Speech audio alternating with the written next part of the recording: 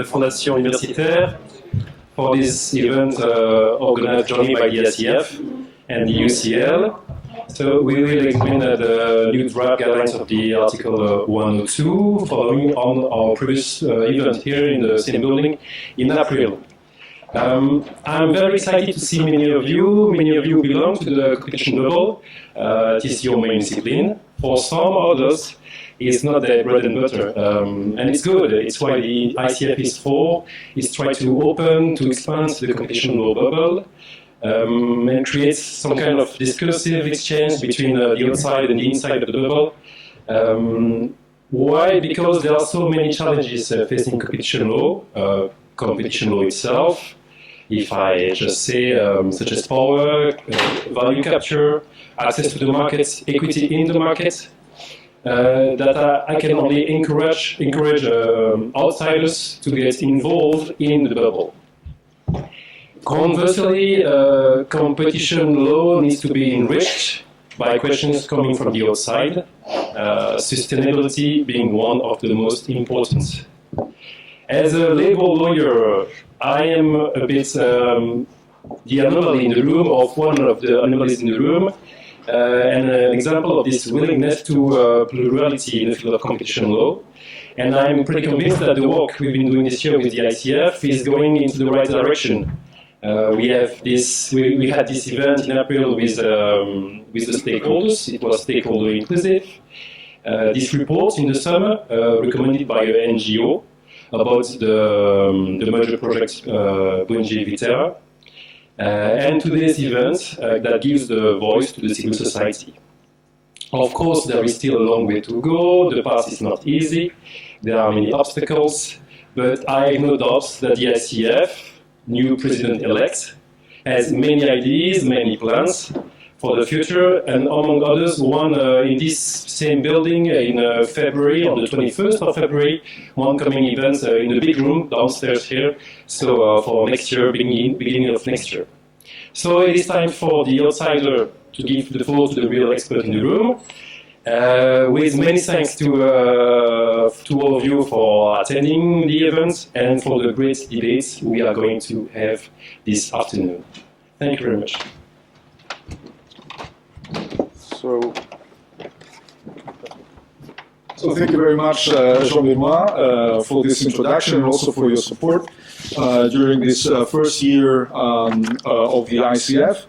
So the ICF was founded back in 2019. The idea was to bring in different communities of people that are interested and should be interested in competition law enforcement. So obviously, competition authorities, academics interested not only in competition law but more broadly in the regulation of capitalism, and stakeholders.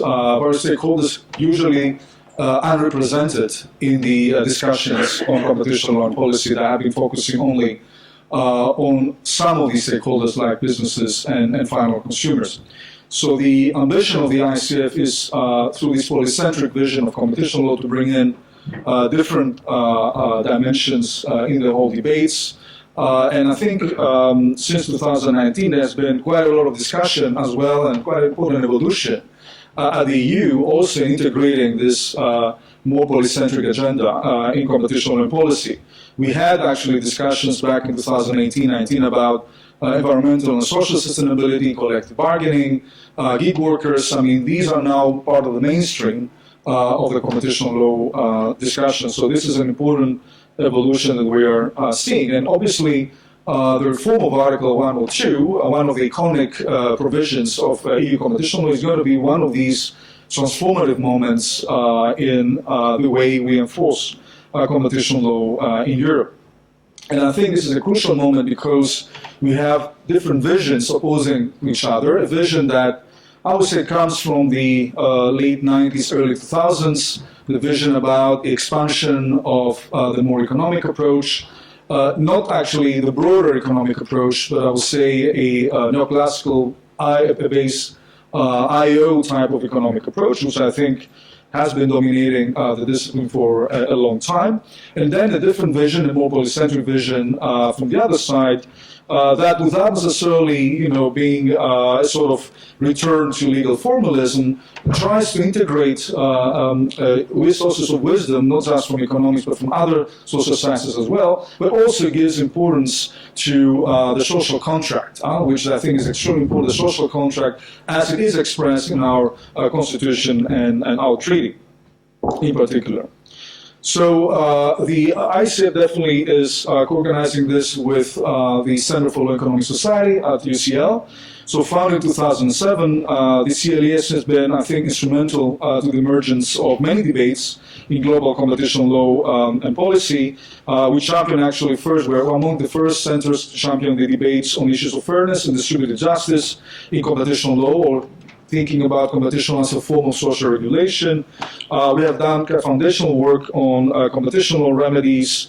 We developed actually a global series on the regulation of digital competition, pursuing different agendas like new concepts of power and metrics, social network analysis, and agent-based modeling. We have been quite instrumental in pushing for the ecosystem concept to emerge in the discussions, as well as other complexity science and complex systems type of concepts. And most recently, we have been focusing a lot on the contribution of ecology and ecological models in competition law analysis. And we have one of our excellent students here who's actually working, Todd Davis, who's actually working in this field, which I think is extremely important in order to bring in as well these other sustainable development goals that need to be part of the European social contract, that are not only need to be part, but are part. So this is a first of a series of events and conferences. So we're planning these to take place in Brussels, but also in other places as well. So the next one in Brussels will be in principle on this 21st of February, an event to organize with the Stigler Institute at Chicago and Georgetown University, as well as CLES at UCL, on the very important and quite topical issue of corporate funding of academic research, which, as you know, has been raised by a few people recently, particularly John Cantor a couple of weeks ago at Fordham University. We also plan events on big food, as well as competition policy for the bioeconomy, so new, actually, agendas that I think will be extremely important in the future. And also events to be held elsewhere. There's an event in Rio de Janeiro at the end of November, and another one in Hong Kong in May.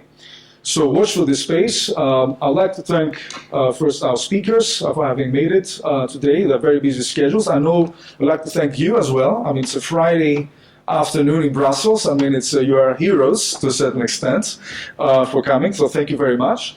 And I give the floor to my colleague at UCL, Dr. Stavros Makris, to chair the first session. Thank you.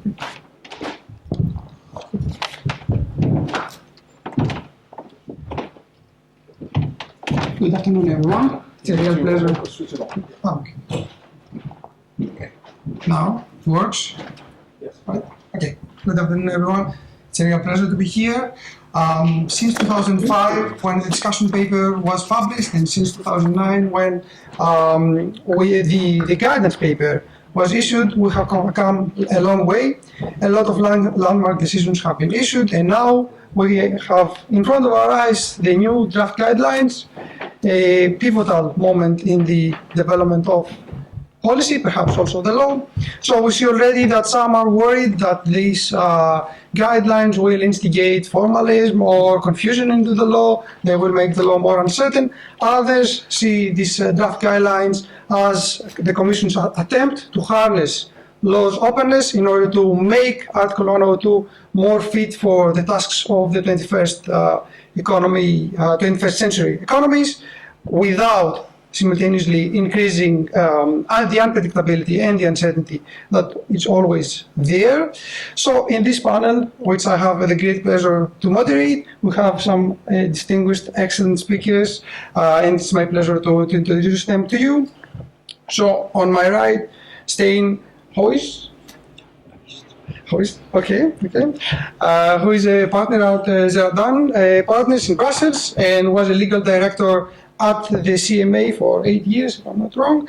And Stein has extensive experience leading complex competition investigations, and among the highlights of his career, I think he's representing the UK in the CK Telecoms case. Next to him, Simon Holmes has advised businesses on competition law matters for more than 35 years. Then he joined the CAT, and lately he became the head of an international law firm in the competition law department. And Simon is a visiting professor at Oxford University and advisor to the NGO Client Earth. And of course, I guess we are all familiar with his work on sustainability. Jean-Francois Belize is a founding partner of one of the most influential, I would say, Brussels law firms. Jean-Francois has extensive experience in all aspects of competition law and has acted in some of the landmark cases. We all know United Brands, Woodpulp, Michelin, Intel, and last but not least, Andriani Kalitiri is a senior lecturer in competition law at King's College London, and Andriani was appointed by the Greek government to serve as a member of the Law Preparatory Committee for the Modernization of Competition Law, and she has acted as an expert advisor to the Hellenic Competition Commission, and Andriani has done some impressive work on presumptions and evidence standards. So without further ado, the floor is to our speakers. So we start with Jean-Francois, who will take us through a tour from the guidance paper to the draft guidelines. Thank you for this introduction. I will try to present a historical perspective on where the guidance paper and now the guidelines are coming from. And it all starts with modernization. Modernization of Article 101. Many of you in this room are too young to know how competition law was applied at EU level before 2000. The interpretation of restriction of competition made by the Commission, the court was taking a slightly different view, but for the Commission, every restriction on the freedom of action of a party was a restriction of competition, which meant that many common agreements were illegal under Article 85 and 81, paragraph 2, and needed to be exempted by the Commission, and the Commission had a monopoly over exemption and used it to conduct something that Nicolas Petit, now at the European Institute in France, called contractual engineering. So using very cleverly this exclusive power to force or to push companies to amend their contracts, remove export bans, etc. So remove clauses that the Commission found to be objectionable. This was a very big burden on the Commission, which had to review many agreements. Of course, there were the block exemptions that to some extent reduced the burden, the comfort letters also, which were issued, but still a lot of officials were spending their time reviewing agreements which raised no problem. So the Commission got tired of that system, which implied notification of agreement, exemption by the Commission, and decided to modernize Article 101, in fact turning it into something which is a more standard competition law provision, something akin to Section 1 of the Sherman Act. And this was modernization, which was implemented in 2004. So the notifications were gone. The exemptions also were gone, and since 2004 the Commission has never adopted a decision under paragraph 3 of Article 101. And it's also with the modernization that we start hearing about infringements by object or by effect. Of course, object and effect were in the treaty, but nobody was using that kind of language before 2004. It's after the adoption of the guidelines on the application of Article 85 5, paragraph 3, that these terms started being used. So looking at the effect of the agreement on the market, not just at its form. And so modernization of Article 101 really was a move from an approach in which the focus was on the wording of clauses in agreements, and the focus shifted to an analysis of the economic effect of those clauses. Of course, cartels were always illegal, but for respectable agreements, the analysis was extremely formalistic. But this was only for Article 101. And so a number of people, essentially economists, but also some lawyers, started saying, what about 102? Shouldn't it be modernized? And there was a lot of criticism of a decision and a judgment of the Court of First Instance in Michelin, which was seen as an example of a formalistic application of Article 102. But there was enormous resistance to this idea from a number of officials within DG Comp and also from the legal service, because obviously it's much easier to defend a decision based on formalistic grounds than one in which you have economic analysis with the risk of making mistakes. And this really makes it much more difficult for the legal service to defend the case. And in the legal service of the Commission, unfortunately, it's not good for an official of that service to lose a case. The Commission should accept that a number of cases must be lost. You lose a lot from losing cases. I know this from experience. But for the legal service, the target is to win every single case. And introducing economic analysis in Article 102 was seen as something extremely dangerous by a number of people within DG Comp and within the legal service. And so for many years, it was not clear whether the wind of modernization would also blow over Article 102. There was in 2005 a staff paper, very radical, suggesting that dominance was not something that was really relevant. You could infer it from the abuse. So very revolutionary ideas, but well, there was enormous resistance to the idea of economic analysis. In 2008, in September 2008, I was chairing a panel at Fordham Law School. Fordham Law School has always been a place where a number of important speeches have been made. Many commissioners have gone to Fordham. It's in September, a very pleasant month in New York City, to make speeches announcing important new developments in EU competition law. And I was told that our panel would be graced with the keynote speech by the then Commissioner Neelie Kroes. We didn't know what the topic would be, but we were told 1 week before the event that it would be about Article 102. So we were very curious. We did not receive an advance copy of the speech.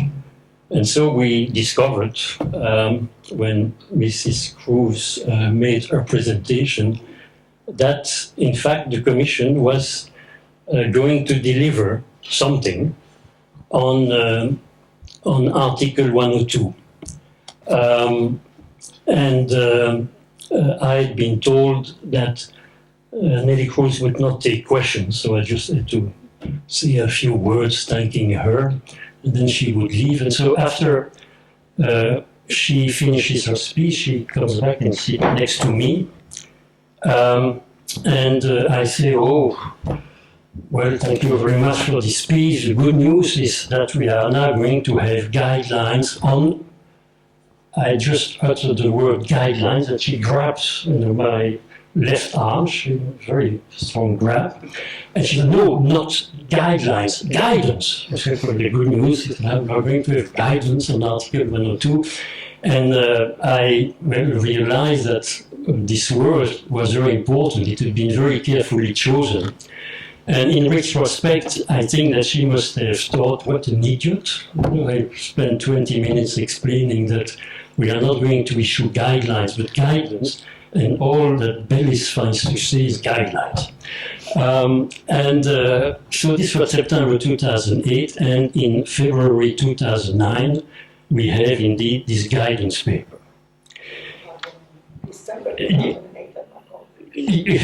Also, yeah. But the official publication is February 2009. And at the same time, it's very important to know this. The Intel case is progressing through the machinery. It's a case which started in the year 2001, 2002. It was not clear that the Commission would take it at the beginning, but then the Commission, DG COM, took an interest in it. This case was progressing. And in the administrative proceeding, Intel was assisted, among others, by Professor Shapiro,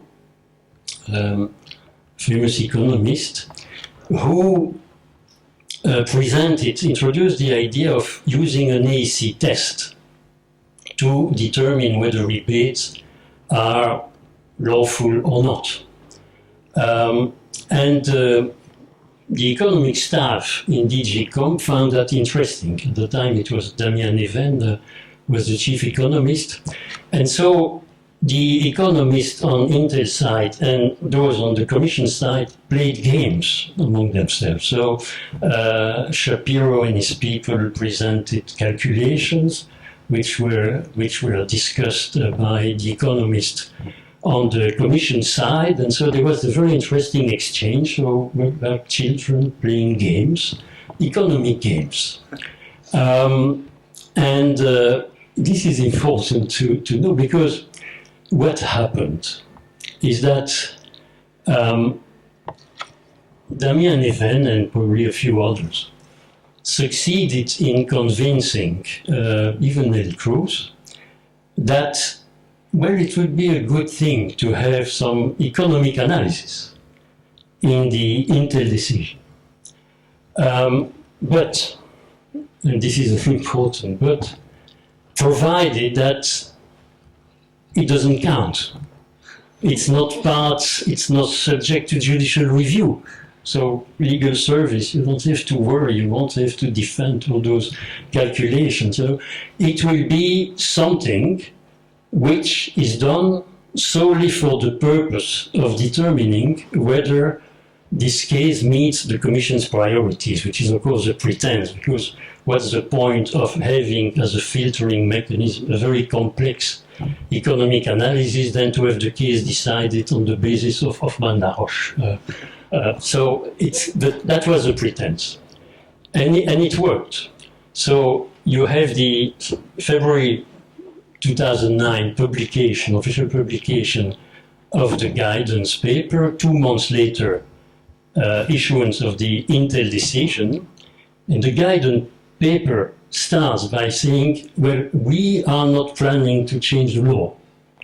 The law remains as it is, and this economic analysis that is being presented in the paper will be performed, carried out only for the purpose of determining whether this is a case we want to take. Same thing in the Intel decision.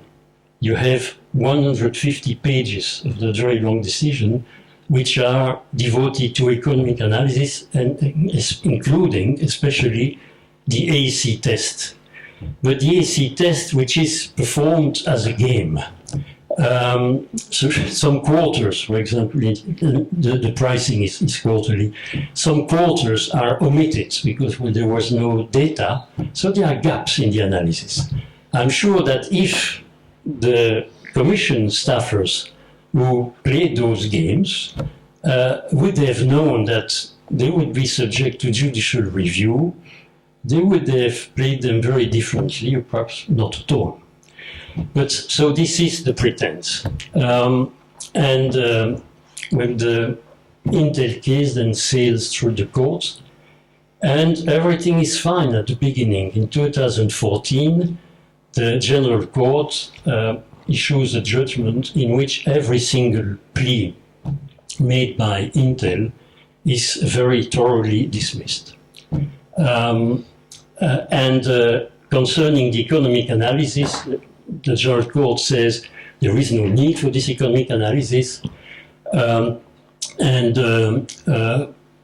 course, Intel says, but there's 150 pages of economic analysis in the decision. I mean, that should mean something. And the General Court says, no, because this is not part of the legal reasoning of the decision. But yet still, and this is something, a word which is very important also to bear in mind, the court still says, I will look at it in French, à titre surabondant, which is translated into English in a concept which I think many people don't really quite understand for the sake of completeness.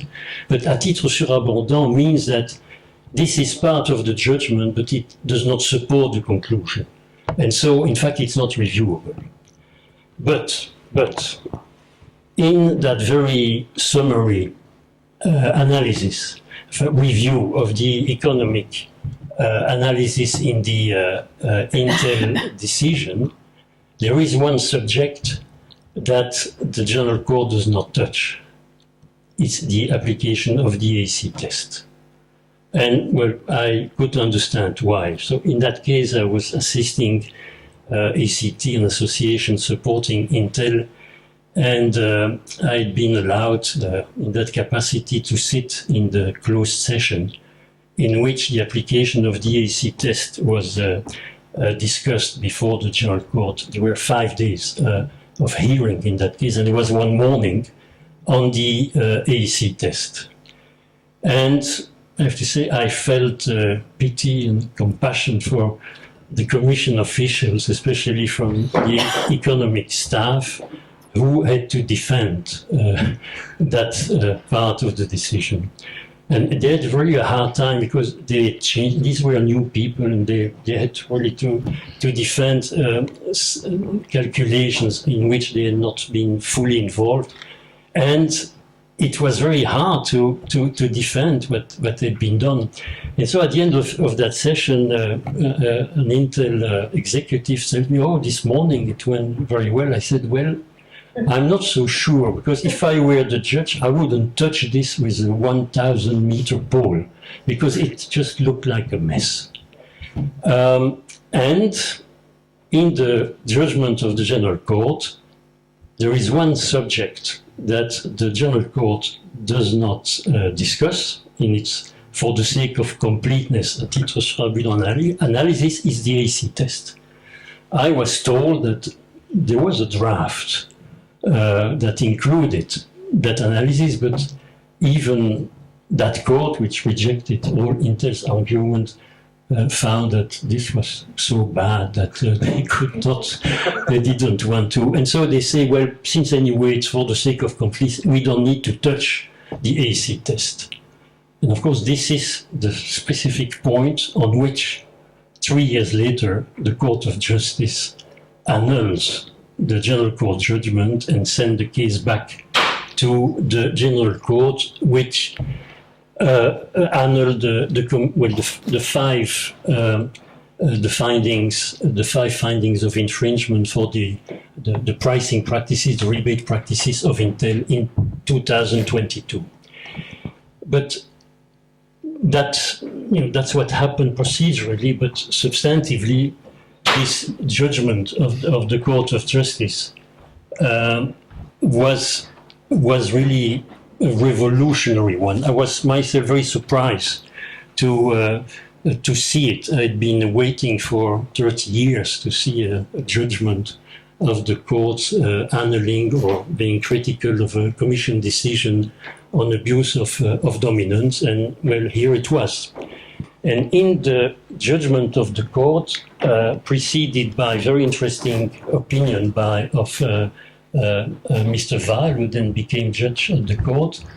The court, in fact, applied some of the ideas of the guidance paper in the famous paragraph 139, in which the court lists the factors that the Commission must consider when it deals with an exclusionary abuse, such as rebates, which is clearly inspired from the guidance paper. And also, the Court of Justice smashes the compromise on which the guidance paper was based, the idea that, okay, we have economic analysis, but it doesn't count. It's not judicially reviewable. And the Court of Justice said the economic analysis was not part of the decision, but still it played an important role in the decision and so is reviewable. And that's where we stand today. There have been a few cases, a number of cases at Court of Justice level, especially many references for preliminary rulings, in which the court has delivered judgments which seem to consider the guidance, in fact, as guidelines, and refer to it and draw inspiration from it. And so now we are at a stage where the Commission is accepting the idea that the guidance pretense no longer works. There must be guidelines, and I think is trying to pedal back and seeks to, again, it's just like the guidance paper was a grudging embrace of economic analysis. I think the same thing can be said about this draft guidelines, but I will stop here and I will let the other speakers deal with the guidelines as such. We'll have plenty of time for discussion also. Liliana is next. Yes, thank you very much, and good afternoon, everyone, and many thanks to Professor Llanos for the kind invitation. That was really a fascinating overview, I guess, of how we ended up where we are. Since the role of this panel is to discuss the draft guidelines through the lenses of the case law of the EU courts, I thought to perhaps offer some brief thoughts on two linked questions. A, are the draft guidelines an accurate representation of the case law? And can they succeed in achieving the stated objective? And the objective is twofold. On the one hand, to ensure that Article 102 will be applied vigorously and effectively, especially amid concerns that market concentration has increased in several sectors, and also given the digitalization of the economy. And also to ensure that Article 102 will be applied in a predictable and transparent manner so that businesses know what is allowed, what is not, and also national competition authorities and national courts can enforce it uniformly. And these two objectives, I think they sort of hint at why also the Commission decided to publish guidelines and why now. So we know that the guidance paper was meant to rationalize and legitimize as well unilateral conduct enforcement, but it also sort of backfired in a way because it made enforcement much more difficult for the Commission. And at the same time, since the guidance was published, the EU courts have delivered several judgments. In some of them, they have embraced some of the key tenets of the guidance, and they have elaborated on the notion of abuse of dominance. So, are the draft guidelines an accurate representation of the EU court's case law? I think to a great extent, yes, undeniably so. I think the Commission had a difficult task in its hands, and it did quite well to try to synthesize, systemize, consolidate the guidance that we can find in the various judgments and present the various principles in a logical manner. So when one looks at the draft guidelines, we can see a section explaining how dominance is going to be assessed, a section on general principles for identifying abusive behavior, a section discussing more specific legal types that the courts have developed, and also a section on objective justification. So that was not an easy fit. And it's fine, actually. If you can change the slides. Yeah, so in a minute, it's fine. I just have a few slides just to highlight some of the points. So it was not an easy fit, as I was saying, and I think the Commission must be praised for that. At the same time, however, I would say the devil lies in the details. And it seems to me, at least based on my reading of the draft guidelines, sometimes I thought that the case law was presented in a somewhat selective way, or as if it is crystal clear and highly coherent, whereas it is not, in my view. And also I thought that some aspects of the case law have been downplayed, have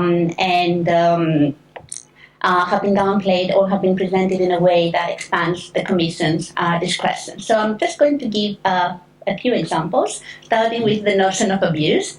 So in the draft guidelines, the Commission identifies two requirements for conduct to qualify as an abuse. It must depart from competition on the merits, and it must be capable of having exclusionary effect. And what is quite interesting is that the guidelines identify these two conditions as being conceptually distinct and cumulative. And there is definitely support for that. From the case law, including the judgments cited in the draft guidelines, European Super League and ENO. However, when one looks at the case law, there are other judgments where the language is not as clear. And I have included one example from Unilever, which bizarrely cites ENO and has been cited by the General Court recently in Google AdSense, where the two elements that the Commission identifies as cumulative are presented as being an either-or kind of situation. So I thought that's quite interesting. Also, if we can move on to the next slide, I think if we see the two elements of the test as being conceptually distinct, one can identify various possibilities, right? So you can have conduct that is not competition on the merits and it is capable of having exclusionary effects, so that's definitely illegal.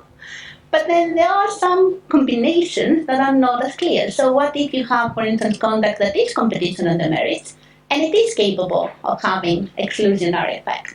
I think based on the case law, this kind of situation, it would lead us to the conclusion that this is illegal, right? So it's unlawful. However, if we accept that, then this means that the two conditions of the test are not conceptually distinct. They're going to collapse. So they shouldn't be identified as completely separate, I guess, in the first place. I think to a great extent this goes back to a debate that is quite old, but it is not obsolete yet. It's actually very relevant. And that is whether the notion of abuse should be conceptualized in deontological terms or consequentialist terms.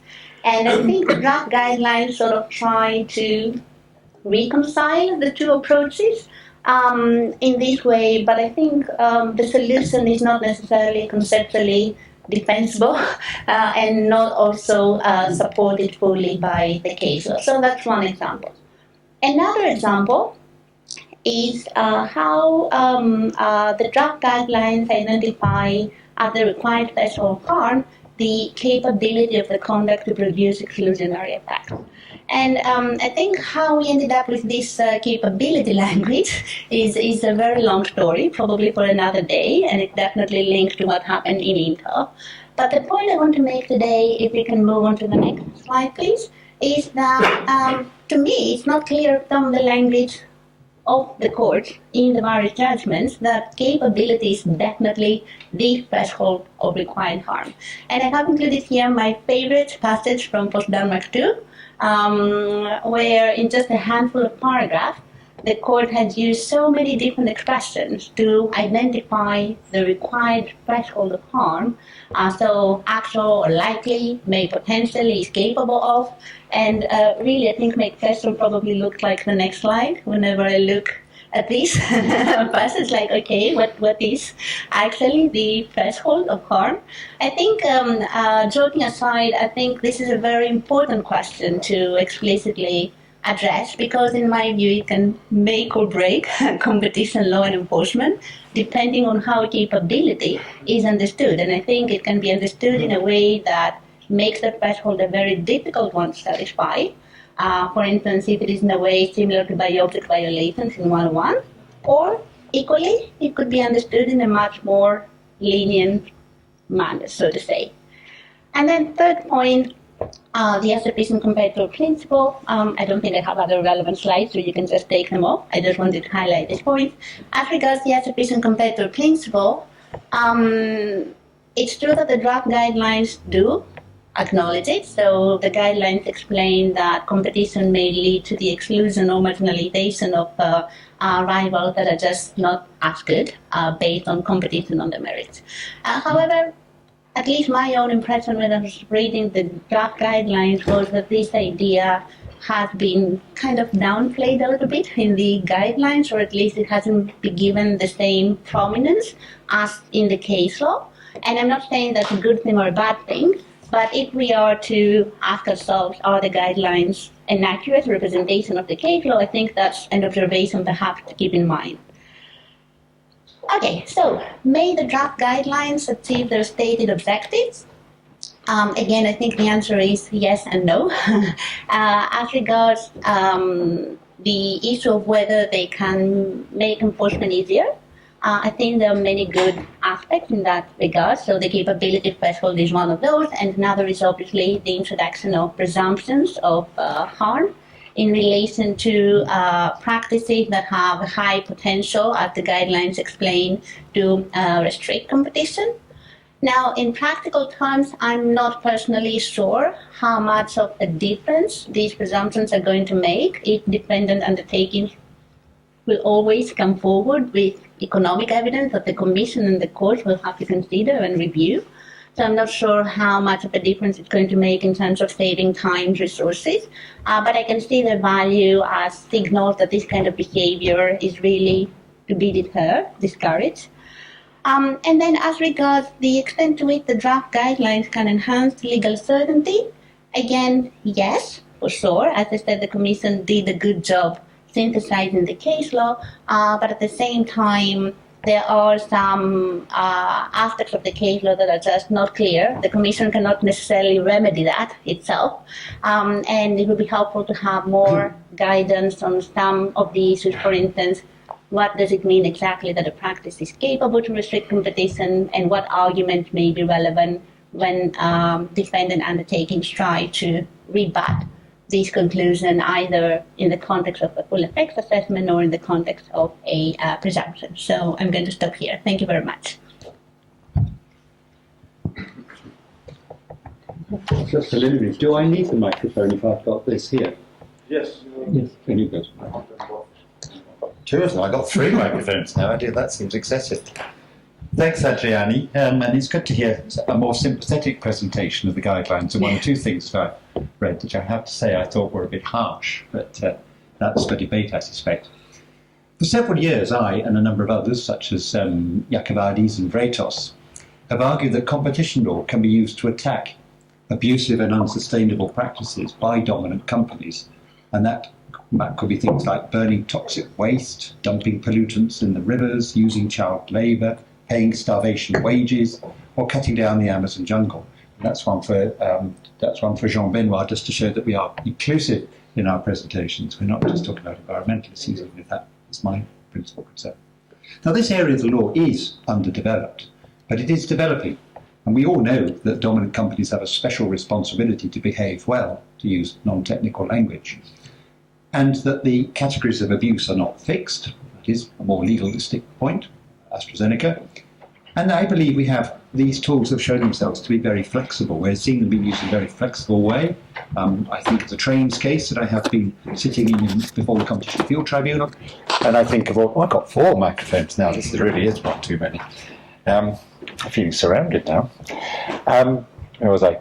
Yeah, and I think cases like all the disparagement cases that certainly look like a development of the law, particularly in some of the national competition authorities.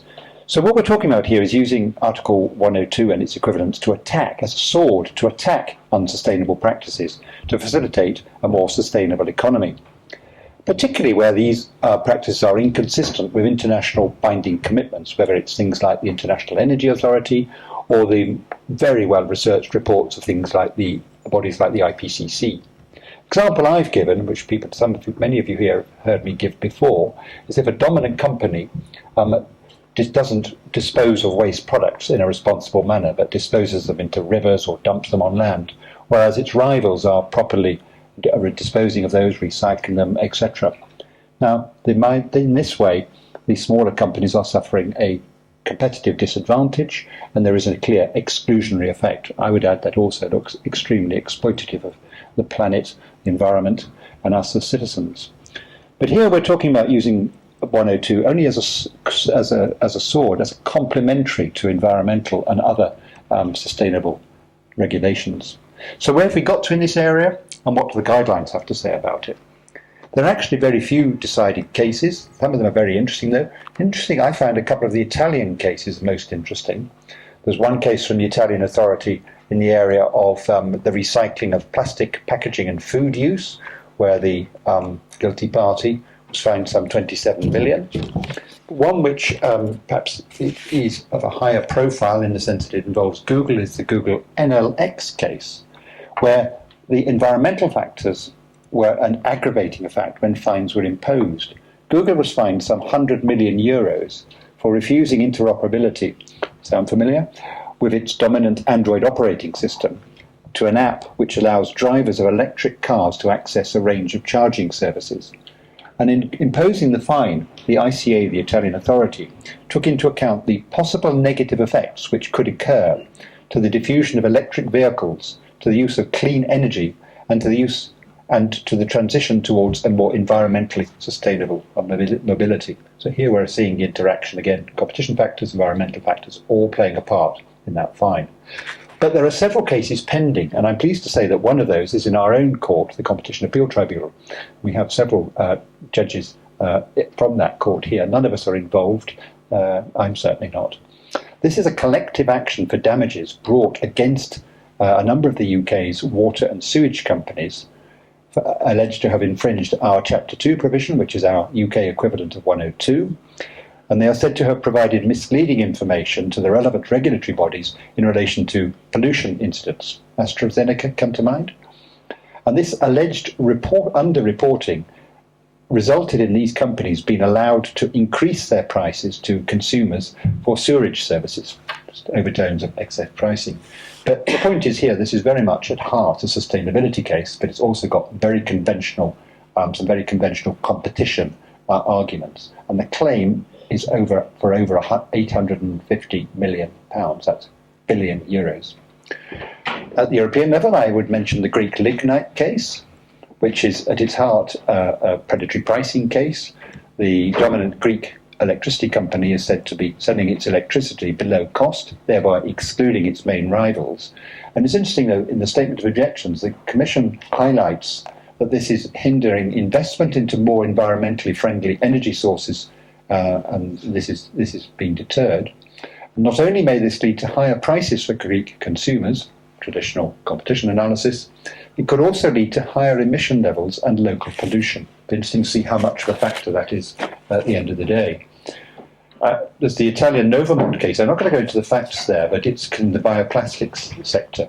But I do think a statement from the Italian Competition Authority illustrates very well the interplay between competition policy and sustainability. And I'll just read what they said. Safeguarding an open competition process in the bioplastics sector helps achieve the environmental protection objectives pursued by European and domestic legislators, since it could encourage alternative and more efficient bioplastics, and since it also favours, from a dynamic point of view, the development of cheaper or better quality eco-compatible products. Again, you're seeing environmental and competition practice all pushing in the same direction. So what do the guidelines have to say about it? Well, first of all, perhaps a couple of disappointments. The one, not surprised, but there is no section on sustainability in these guidelines, unlike the horizontal guidelines with its Chapter 9 session. Cynically, or maybe this is optimistic, I don't know, I may not be around. There was nothing in the horizontal guidelines of 2010 on sustainability. 13 years later, we've now got a whole chapter, for the most part, very good. So if we have these guidelines on abuse of dominance in 2025, so 2038 for some sustainability chapter, perhaps a question to the Commission.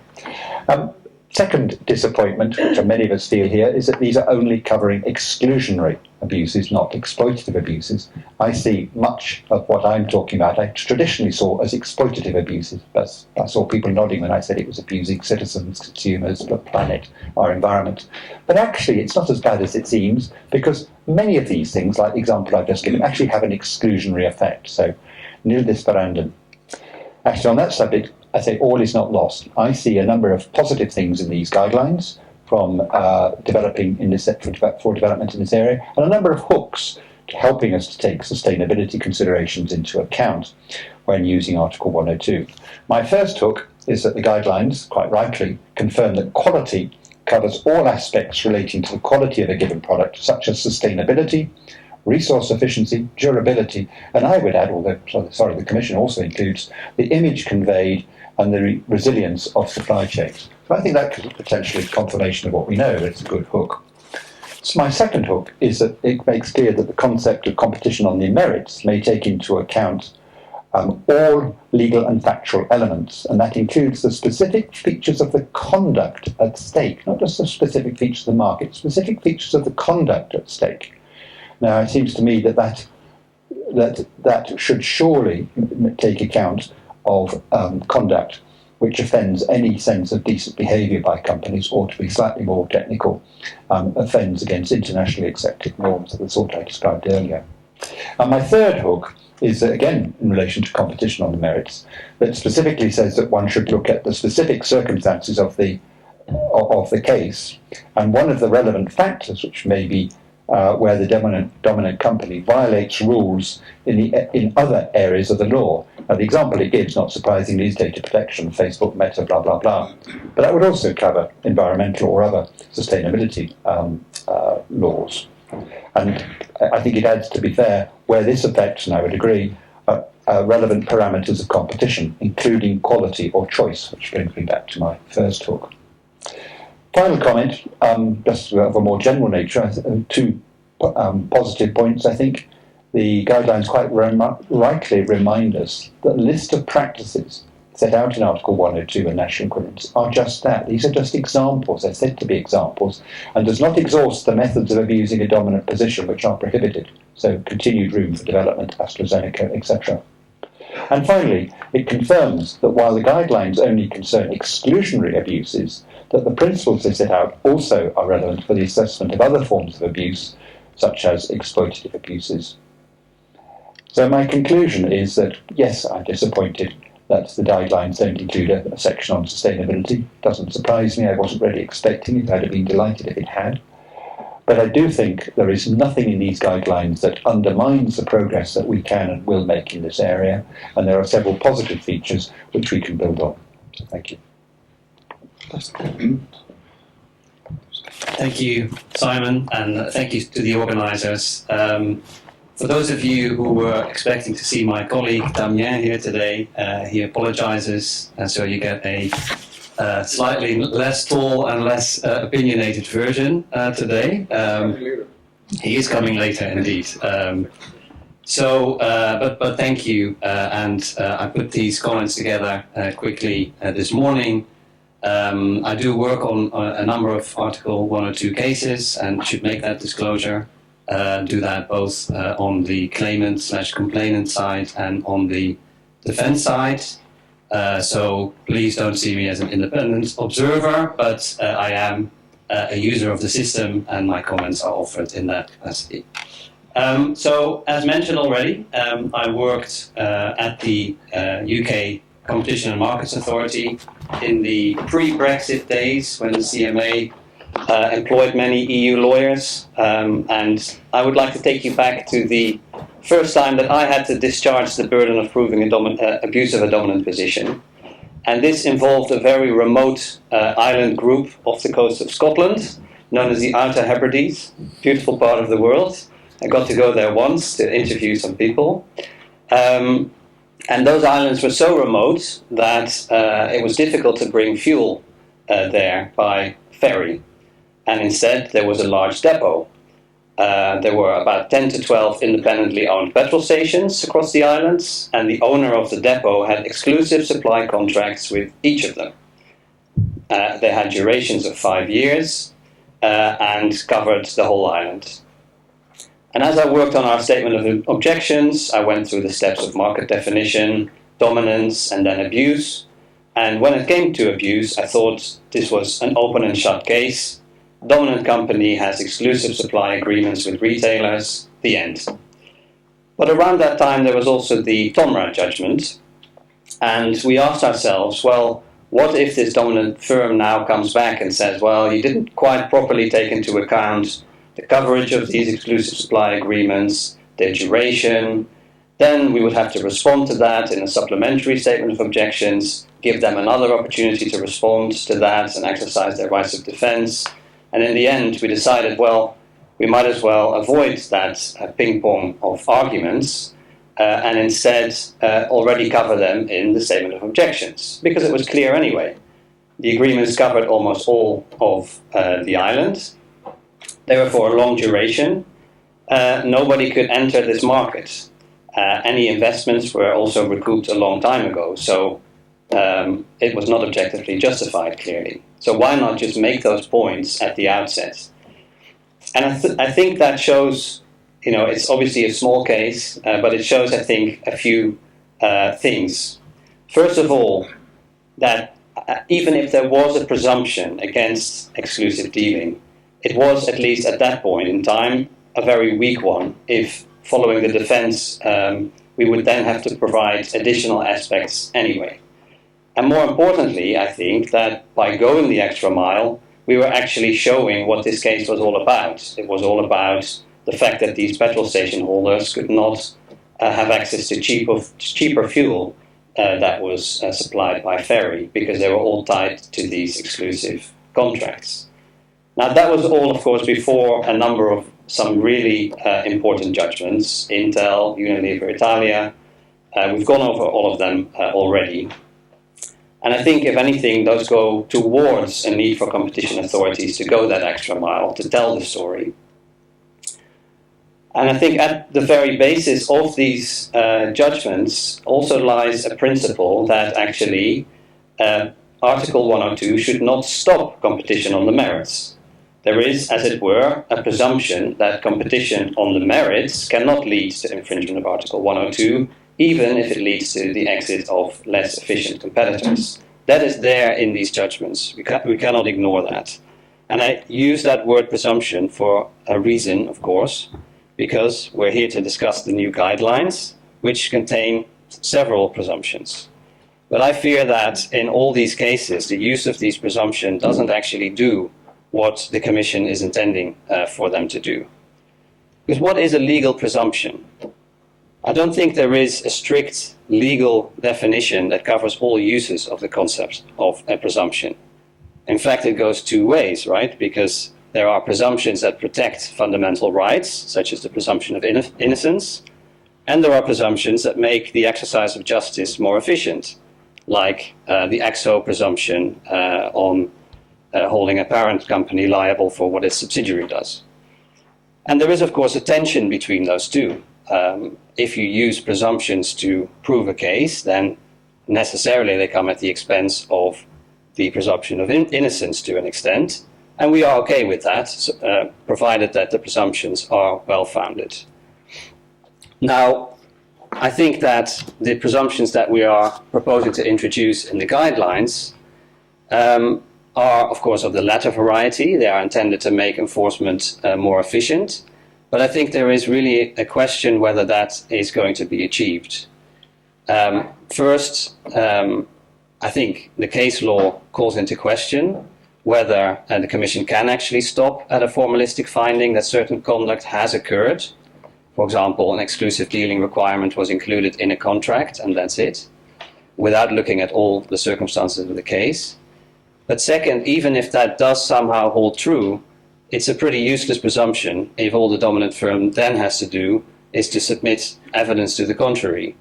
Because then you will have to respond to that evidence, and the rights of defense mean that the company should again get a chance of responding to the Commission's new evidence that it puts forward to deal with that defense. So I'm not sure if that actually makes the process more streamlined. And then a third point, I think, is that we are at risk of not telling the full story of competition infringements if we rely on very simple presumptions. And I gave my Scottish example already, and there, ultimately, really, the petrol station holders were upset that they couldn't buy from a cheaper alternative supplier who was bringing in the fuel by ferry. That is why they complained to us. They didn't complain to us because they wanted some small tweaks in their contracts. And that leads me then to my final point. I think the case law on Article 102 is not 100% clear. And the Commission is absolutely right to try and create clarity in this field. It's also right to look for ways to streamline the process. And we should not look to the courts to offer these two things, because courts don't make policies and they don't make enforcement processes. The Commission has to do those things, and it's right to try that through guidelines. But I think it does need to do a few crucial things to ensure that these guidelines are fit for purpose and indeed achieve also societal support. The first one, I think, is that there should be a more qualitative discussion of why and when certain practices are harmful. In the words of the Court of Justice in the Unilever Italia case, the economic sciences can provide guidance to competition authorities. And I think that we can expect the Commission to be at the cutting edge of the economic analysis of competition issues, and it should not be timid in showing that. It should go out there and share that analysis, including through guidelines such as these or other policy documents. I think the second point is that the guidelines must not only fight yesterday's battles, they should be also about new conducts that could infringe Article 102. There are some really interesting assessments being done at European and national level. We only have to mention cases like Teva, Android Auto, Amazon Buy Box, Google AdTech. New concepts are being developed in those cases. For example, around the use by dominant firms of competitors' data or the misuse of the patent system.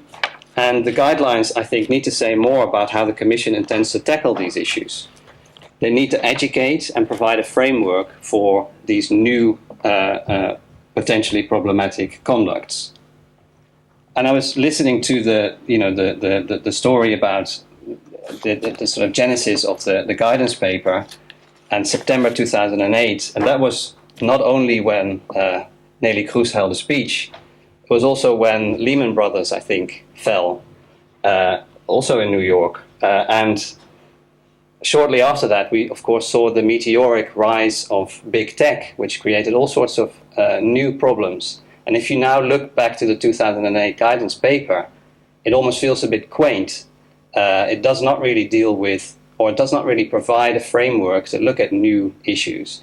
And I think we should avoid falling into that trap again. Because I think now we do have a better idea of the challenges that are coming our way, but I'm not seeing in these guidelines a framework for dealing with them. And the final point, I fully agree with Simon on the need to say something about exploitative abuses. You look at the saga around the Apple App Store. Is it an exclusionary abuse? Is it an exploitative abuse? Is it both? Facebook Marketplace, if you look at least at the press release around the SO, seems to contain both exclusionary and exploitative conduct. I think we need some form of conceptual framework to deal with that interplay between those two things, those two types of abuse, and a bit more help and guidance also in how to apply exploitative abuses of dominance. That's it. Fantastic. Thank you very much for this. Can I have one? Yes, sorry. For these very refreshing presentations. So before opening the floor for the discussion, just want to use, not abuse, my privilege as a moderator and ask each speaker to name one thing that they consider an improvement brought by the draft guidelines and one thing that they consider a shortcoming. One thought in that regard, just sharing and like testing this idea, it seems to me that the Commission is moving away from an efficiency-based understanding of the as efficient competitor principle, and it reinterprets it in line perhaps with the case law based on performance competition. And in my scheme, this is an improvement and not a deficit. And on the contrary, and to that I very much agree with Andriani, it seems to me that this distinction between competition and the merits and capability of anti-competitive effects, it seems to me at least not that conceptually clear as the Commission states it to be, because all the practices that it enumerates in, for instance, paragraph 55, that are considered to be incompatible with competition on the merits are actually practices that are strongly capable of anti-competitive effects. So why don't then we orchestrate the framework around the capability of effects and then use different presumptions in order to decipher in what occasions these effects are likely or less likely, or we want the Commission to do less detailed analysis instead of doing this dual scheme that can be also a little bit tweaked, a little bit gamed, if, for instance, dominant companies claim that they have to prove, the plaintiff has to prove two things: deviation from competition demerits plus capability of anti-competitive effects. And with that, I will pass the floor. And let's start with Andrea this time. Okay, thank you for this question. So one improvement and one shortcoming. I think in terms of improvement, I repeat what I mentioned earlier. I think the draft guidelines do a good or a decent job providing some sense of order into the case law, some better understanding of factors that are relevant and factors that are not relevant. So personally, I found these part of the guidelines quite clear and quite helpful in illuminating what is an abuse and what is not, and what arguments may have some bearing on this assessment.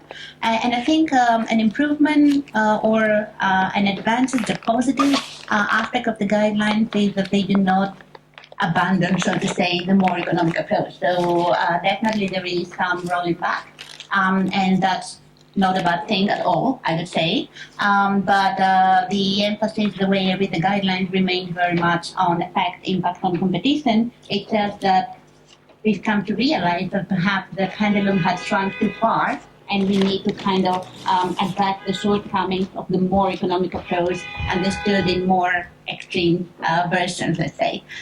So that's the good thing. One shortcoming, I think, the main shortcoming is what has been left outside, right? So what has not been discussed, as was mentioned, exploitative abuses is a big gap, especially given cases that we are seeing, including in the digital sphere. As regards the, as was mentioned, and as regards the economic thinking or the understanding of certain practices, it would really, I guess, help to have a clearer sense of why certain practices are deemed harmful. So in the guideline, quite interestingly, the Commission says that the parties may try to rebut the presumption of anti-competitiveness by challenging, not by challenging the assumptions in general terms behind the presumptions, but by explaining why in the specific circumstance of the case the presumptions shouldn't apply. So I think it would really help to set out these assumptions. So what are these assumptions to better understand what conduct is allowed and what conduct is not? Yeah. Well, a good thing, they are called guidelines, finally. A bad thing, this idea of presumption, and also the suggestion made in the draft that the presumption should be rebutted during the administrative procedure, suggesting that maybe this would be won't be part of the judicial review, which I think would be inconsistent with the Knauf case law, and I have a hard time accepting the idea of a presumption. What kind of presumption? And I don't think that it will work at the court level. Even if you look at a recent case like Google Shopping, you see that there is an economic analysis which is performed. AdSense recently also. So I think this presumption is like trying to create a by-object abuse. So I have very serious misgivings about this idea. Okay. This tends me to ask whether by-object abuses exist already in the case, but Well, of course, there are certain. Well, there was in the Super League case, there was this idea was raised, but Super League, and there are a few cases like that, should not be regarded as a normal. Article 1 or 2 case, it's really a kind of procedural abuse, the fact that you have procedures which are not perfect, transparent, etc. And it's also a very strange by-object infringement of Article 101, which has nothing to do with the normal concept of a by-object infringement, which is a practice about which you can be sure that it will produce anti-competitive effect. But if you have rules which are not perfect, well, you may still take good decisions on the basis of those rules, and conversely, when you have rules which are perfect, you can take bad decisions. In the 20th century, the best constitution in the world, the most liberal, was the 1923 constitution of the Soviet Union. In the UK, there was never any constitution, at least in writing, and so in which of these two countries would the risk of human rights abuse be the greater? So the idea that if you have perfect rules, you reduce the risk of anti-competitive decisions, I think that's an illusion. Well, long story about a simple question. Yes. Thank you. Well, contrary to your expectation, we haven't rehearsed which was what was going to be our one positive and negative point here. So I'm not quite sure what my one positive point is. As I mentioned when I responded to Adriani, I'm much more sympathetic to the guidelines as a whole than much of the commentary I read. And indeed, I think I'm more sympathetic to the presumptions that are in there than perhaps certainly than Jean-François Benith.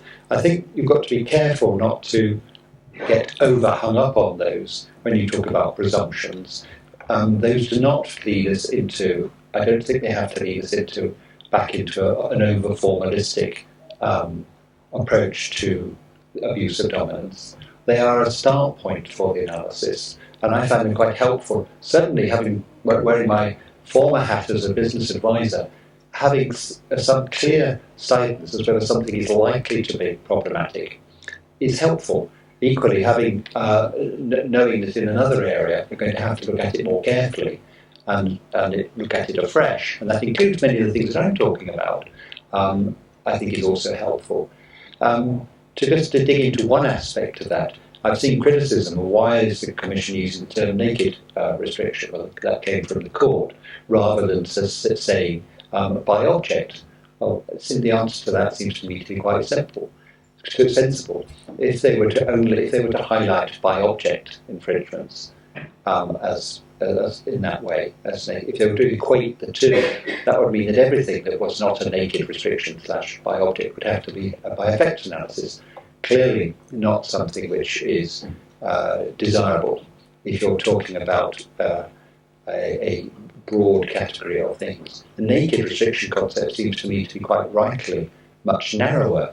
And then you say, well, and then I've seen criticisms that say, well, what is the distinction between, why these artificial distinctions between, say, an exclusive requirements provision and something like a quantitative, sophisticated quantitative rebate system? Well, the answer to me seems to be quite simple. It may come to the same thing. If something is a dominant company requires you to buy everything that you buy from them, then the start point seems to me, that is potentially going to be abusive. Clearly rebuttable. If, on the other hand, you're talking about some sophisticated rebate system, it seems to me quite inappropriate that there should be any sort of presumption that is abusive. You've got to delve into it, clearly in effects analysis. So that's just sort of a few general thoughts on why I'm more positive, I think, than some others in relation to the presumptions that I don't. And then the negatives, I think I've already mentioned. I would have liked to see something on sustainability, and like I suspect most people, I would like to see this to cover exploitative abuses. And I don't think, just to anticipate the response which I had from the Commission, the Commission claims, I'm saying the Commission says that the reason this covers exclusionary, not exploitative abuses, is that it's building on experiences. It issues guidelines, it says, where it has experience, and it doesn't have enough experience of exploitative abuses. My answer to that is two or threefold. One is, I think the Commission, and there is experience out there on exploitative abuses. Secondly, when the Commission published its guidelines on sustainability in the horizontal guidelines, by its own admission, it didn't have a lot of experience, and it quite rightly put in a chapter on that. It didn't wait to get experience in that area. And thirdly, I'd like to see leadership from the Commission rather than just following. It shouldn't have to wait 10 years to get experience before it publishes guidelines. It can lead by producing guidelines. So I'd like to see it leading with guidelines on exploitative abuses.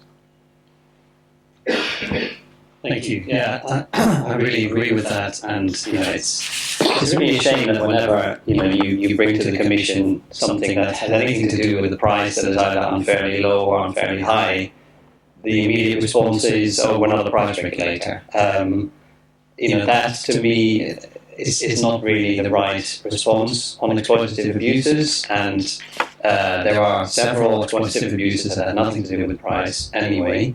And indeed, as I mentioned, the App Store case, why is it at one moment an exclusionary case and then an exploitative case? Well, probably because it was both, right? But to have a little bit of explanation of that would actually, I think, be really helpful.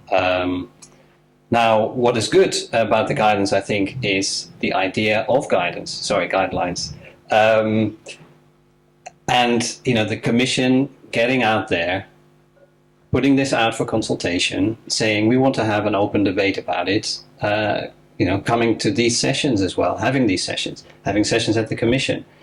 Nobody, I think, at the Commission is saying that this is the final product, and it shouldn't be treated like that, and shouldn't be criticized like that either.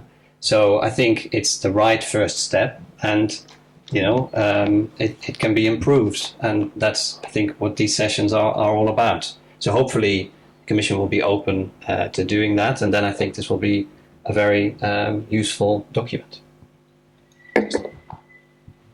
Okay, let's now open the floor. So, questions? Do we need a microphone? Yeah, you can actually. You can use these microphones actually, and yeah. So there is a question. Let's say that you are. These microphones. Thanks a lot. Timo Klein, Oxera, Economic Advisory, advising defendants and claimants, also not a neutral observer. I have a question to Simon Holmes, if I may. So it's on the widening of the scope of practices that could be considered abusive. Now, if I understand your position correctly, which actually I think is aligned with the draft guidelines, paragraph 57, I think is that you suggest that effectively any infringement of the law or international agreements by a dominant company that provides at least some competitive advantage should also be seen as an abuse of the dominant position. Now my question would be is that do you then also consider it necessary still to show that the conduct is in any way enabled by the dominant position, such that there's at least some causal link between dominance on the one hand and then the conduct on the other hand? Or do you see dominance as merely some sort of classifier that just comes with an increased responsibility to stick to the law?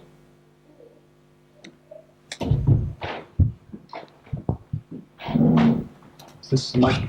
Yes. Is this the microphone? Yes. Well, first of all, I'm not suggesting any deviation from. I'm not suggesting any deviation from current law. There is rightly or wrongly, no requirement of causality between dominance and abuse. That was made clear by the Court of Justice many, many years ago. You might have thought that the Article 102 did require causality if you just read it literally, but Maybe use this one instead.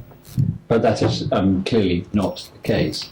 I mean, just to give you an example, which from my own, again, practical experience, I mean, if you take the, I referred a moment ago to quantitative rebates and the exclusionary effect that they have. I remember when acting for a company like Coca-Cola, they would say, well, how on earth can this be an abuse? Because it's nothing to do with our dominance. Everybody offers these sort of rebates, whether they're a big company or a small company. To which I had to say, sorry, that's the law. You can't do something which a smaller rival could do because of your special responsibility. So there's nothing. I'm not suggesting anything different in this area, in any development of the law in this area, to that which has been uncontroversially, at least in legal circles, for the last, I don't know, 30, 40 years, probably actually more. Was your comment really just on that? It doesn't follow just from the special responsibility. You've got to apply all the legal tests in the normal way. But you don't have to show causality. No, so I just want to get it right as perhaps a bit of a naive economist trying to understand the law. Is that, if I understand you correctly, also with the fact that causality is not required, and the basic implication is that if you get the dominance classifier imposed on you because you have a dominant position, you effectively have an additional responsibility to stick to the law, irrespective of whether there is, and that dominance enables you to infringe those laws. I mean, that is a philosophical point, but it is a policy. Sorry, that was a policy decision when the law was drafted in this way, or rather, as the court interpreted it this way, and it's the same, I think, in other countries. At one point, I was told that Australia did have a requirement of causality, but I'm told that Australian law was changed because that made it unworkable. Yes, on this point, the question that you discussed about rebates and dominance, this also was raised by Michelin client in discussions with the Commission, and they said, well, everybody's practicing those rebates. And the Commission official had a great answer. He said, yes, but you are dominant, and so in your case, it's noblesse oblige. Or as we said in the same discussion at that time, I used to say to clients in this position, well, you're fighting with, you're a dominant company, but you have to fight with one hand tied to the back. You're still big and tough, but you can only fight with one fist. You can't fight with two fists. Whereas the small guys, they can use both fists. Yes. These are rules of business chivalry. You are a knight. You don't fight like in the street. More questions? Comments? Just a question to Andriani, but also it follows up what also Simon said. So in paragraph 60, and I will ask the Commission later after as well, there's this distinction between these different categories of abuse, and obviously the Commission doesn't use the by-object concept. However, they distinguish between certain abuses for which there is some presumption, right? And then naked restriction, where they don't really use the idea that there is some form of presumption, at least of the same kind as the one in the second category. Can you elaborate about what you think about this distinction? You have done a lot of work on presumptions from a legal perspective. And then, because we know that all these presumptions are rebuttable, of course, the Commission, is careful to say that the naked restriction is going to be more difficult to rebut, but it is rebuttable. So how can you rebut that? I mean, in a way, what could be the type of evidence, the different types of evidence you can rely upon to be able to rebut presumptions of category number 2 and presumptions of the naked restriction category, in case this is a presumption? Yeah, thank you. As you probably noticed, for someone who has spent too much time thinking about presumptions, I said literally nothing on that, and I think there's a reason. I think presumptions are just such a complicated mechanism. Not in terms of how they operate. How they operate is quite straightforward, right? They shift the burden of proof. But what is a presumption in the first place?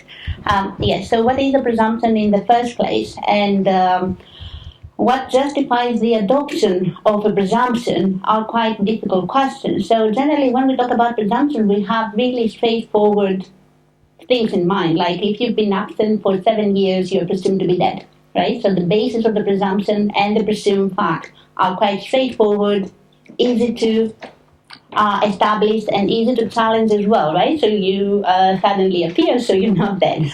I think the problem I have with these presumptions is that it's never clear to me what the basis of the presumption is. So is it just the conduct as such? I don't think so. And based on the guidelines, I don't think that's really the idea. So I don't think you will ever have a case where the commission or any authority says, "Oh, you engage in exclusive dealing. That's all I need to show. End of the story. I'm not going to consider anything else. Now the onus is on you." So that's one thing. As regards the specific question about the categories identified in the guidelines, personally, I don't see much of a difference in evidence terms between the second category, presumption of capability to produce exclusionary effects in relation to practices that the guidelines list as having a high potential to restrict competition, like predatory pricing, margin squeeze in the presence of negative spreads, and so on. And the third category, to be honest, naked restrictions. It is indeed more difficult, I would imagine, to rebut this idea that naked restrictions are capable of harming competition. I think it goes back to the point I made earlier. It really depends on how you understand capability. Do you understand it as a very high threshold, akin to cartels, let's say, right? So the mere fact that you have a price fixing arrangement among rivals, it means it's capable of restricting competition, and you cannot challenge that. The only challenge is to say, no, we didn't fix prices. So what evidence would be sufficient? I think would be similar, right? So to say, oh, this never happened, the facts never happened, or I mean, yes, with regards to the fact that you can rebut basically what is a presumption is a link between a fact A and a fact B or conclusion B, right? So one way to rebut is to say fact A didn't happen. And I think that could be similar for both categories of the second category and the naked restriction. However, we know, and this is clear in the Intel case, that you cannot rebut by showing there are no effects a naked restriction. Although you can eventually rebut a presumption number 2 by showing that there are no effects, right?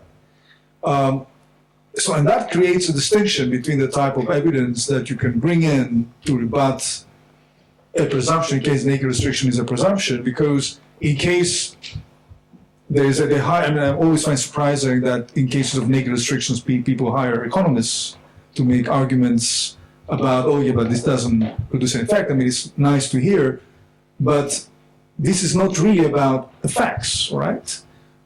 In the sense of market effects, because we also need to make a distinction here, and that's also something to think.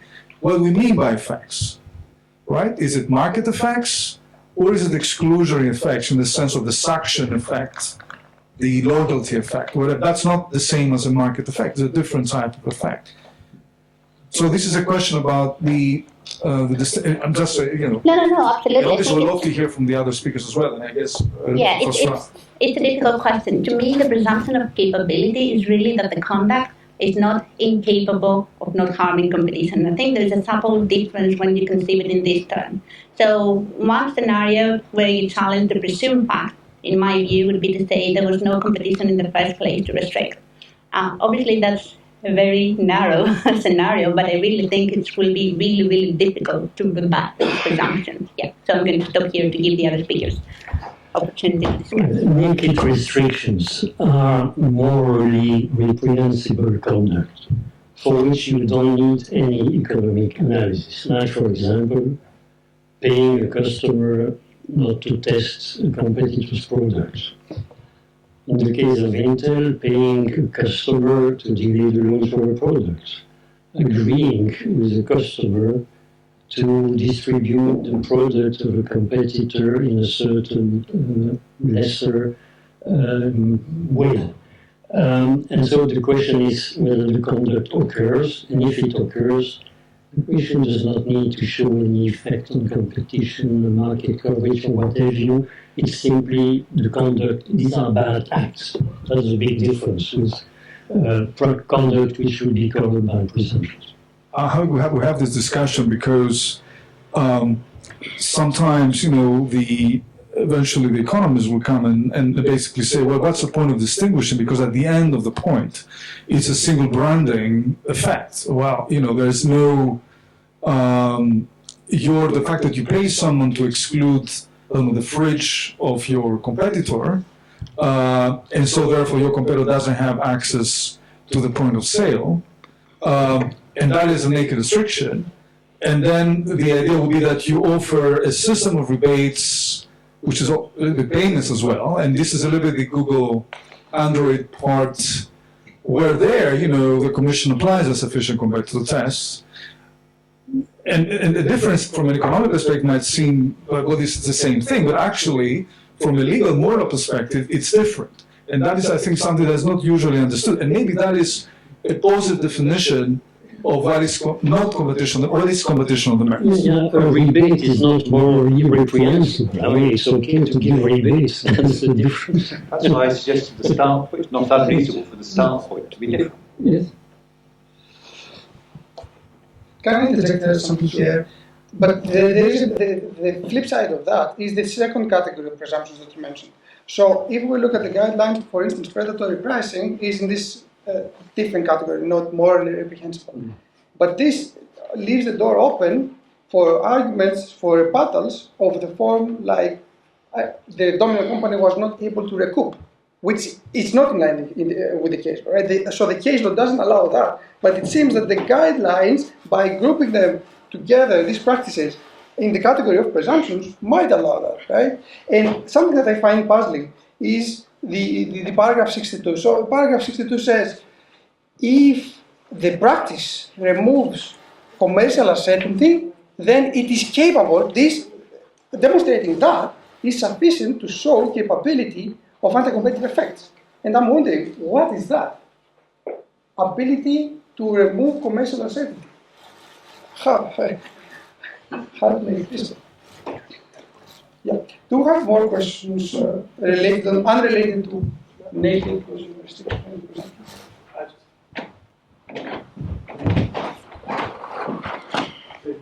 Yes, hi. My name is Nick Peristorakis. I'm with law firm Daniel Gates. Just a very quick question, building on a comment that Janos had made a few days ago.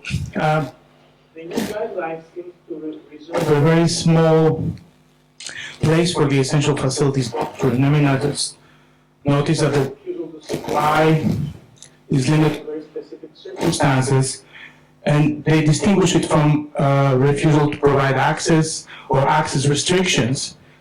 And also they say that the essential facilities doctrine only applies in cases where the dominant company has only built for their own exclusive use, which, at least based on the old cases in the US law, at least, I was never aware of this criterion. Is your view that there is an attempt to shrink the essential facilities doctrine in the new guidelines?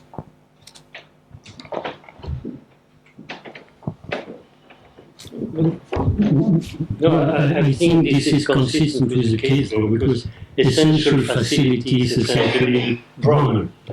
And you have to remember that this case law is really very fact-specific. And it's very dangerous to extrapolate from that judgment to develop the broad notion that, well, you are not obliged to help a competitor. So this is the fact that this is so narrow in the guidelines simply reflects also the narrow set of circumstances in which this idea came up in the case law. And as Google found out recently, it doesn't work very well. So it's a very narrow exception. Other responses are. Jean-François has really just said what I would have said. So, but I mean, it's consistent with what the court's been doing.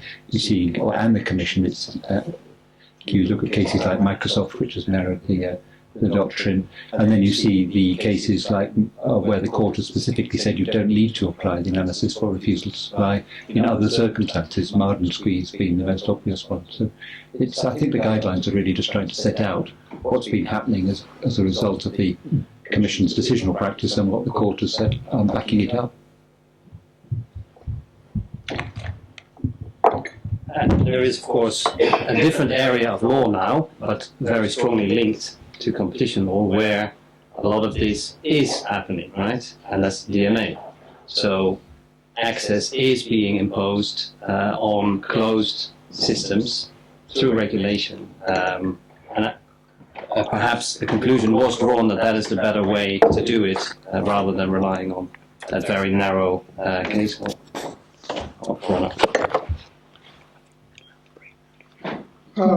Any more questions, or you're ready for the coffee?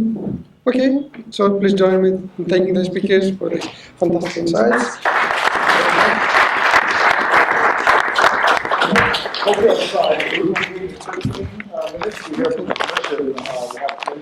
Merci.